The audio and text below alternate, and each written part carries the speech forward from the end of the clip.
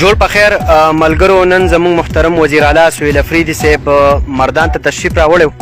نو په دغه دوران کې د هغه عاطف خان سره یو غیر رسمي یو فرضي مکالمه شوې ده. زه غواړم چې دغه ستاسو په وړاندې کېږدم.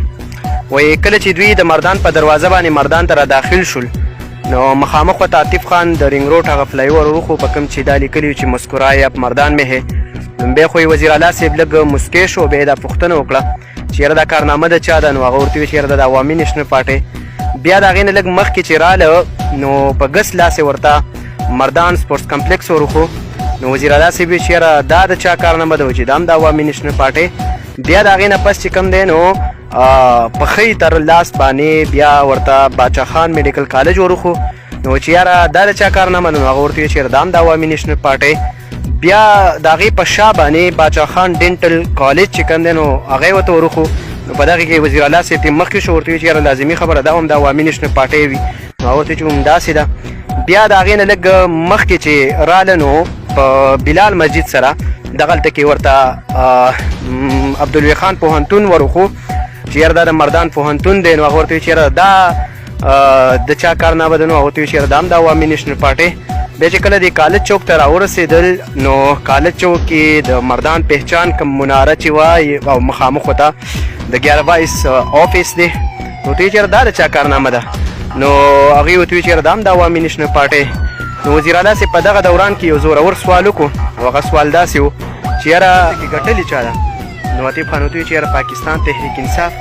نو وایي عجیبه خبره ده چې دونه کارونه عوامي نیشنل پارټۍ کړي نو د عوامو ووټ هغې له ولې ورنه کوو.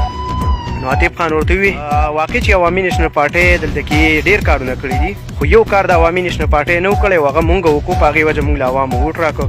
نو هغه څه کارنامه ده یا څه کار دی؟ هغه ورته ویل چې یاره مونږ د عوامو نه مطمئنه بېوقوفان جوړ کړل. دا جمله زه بیا وایم چې مونږ د عوامو نه مطمئنه بېوقوفان جوړ کړل. نو وزیر اعلی صاحب ورته ویل چې یاره پوه نه شوم څه مطلب؟ هغه ورته ویل چې ګوره داسې مې جوړ کړه چې دوی به زموږ نه په هر حال کې خوشحاله وي.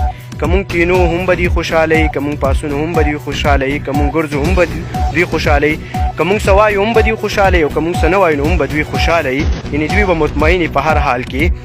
وایي داسې ده چې د الیکشن نه مخکې مونږ په دې کې یو وینډو انسټال کړه، او هغه داسې چې خان که تاسو ته خر مدراو نو بیا هم ستاسو وټ ډبل چانۍ همدغه خر به وي. نو بیا دې ظالمانو پکې خر او انسان ته نه دي کتلي، خو بس وټ یې راکړی دی.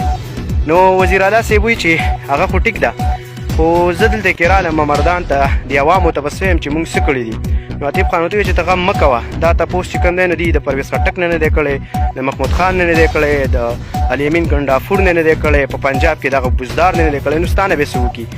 نو وایي دا ولې داسې لکه دوی زموږ نه تپوس نه کوي؟ وایي هغه ځکه چې دوی له مونږ په دې خبره باندې چې مطلب تاسو له مونږ شعور درکو، په دې ذریعه مونږ د دوی د شعور سره بلدکار کړی دی. یعنې دوی به زموږ نه دا تپوس نه کوي. لکه په موجوده مثال یې ورکړه چې ګوره په تیرا کې پخوا او شا په دې علاقو کې اپریشن جاري دی، موږ د اپریشن خلاف یو. نو عوام مطمئنه دي بالکل چې یاره دوی خو د اپریشن دغه دی مخالف دي. اوس دا پته ورته عوامو ته نشته چې د صوبایي ګورمنټ د اجازت نه بغیر اپریشن څنګه کیږي، او که کیږي خبره نه منودې کیږي. نو وزیر اعلی خو بیا پکاره چې استعفا ورکړي چې یاره زما د کرسۍ څه دونه ویلیو نشته، زما څوک خبره نه مني، نو زه په دې کرسۍ کوم څه؟ نو وایي ګوره ته په کرسۍ هم ناست یې، اپریشن هم روان دی، عوام هم مطمئن دي. بله پکې یو خبره دا ده چې مونږ د عمران خان د رهایۍ دپاره دغه دی جلسې جلوسونه او دا قیسې میسې کوو، په پنجاب ورشو راشو درشو.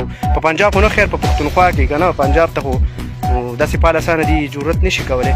نو وایي حالانکې وایي حقیقت دا دی چې مونږ د عمران خان رهایي ازادي چې کوم دی دا غواړو نه په حقیقت کې، خو عوام دی بس په دې طریقه یې مطمئن او مصروف یې ساتو چې دوی زموږ نه بالکل د دې هغه شعوري یا کریټیکل تینکینګ چې څه ته وایي چې هغه ژوندی نه شي، په موږ باندې تنقید شعورونه کړي، موږ نه مطمئن. نو بس وایي بېغمه شه چې څو پورې دوی کې دا شعور وي نو تر هغه پورې به زموږ په دې باندې حکمراني وي. دوی به څه غواړي نه، موږ پرې حکومت کوو، مزې به کوو. په لوی خدای مو سپارم.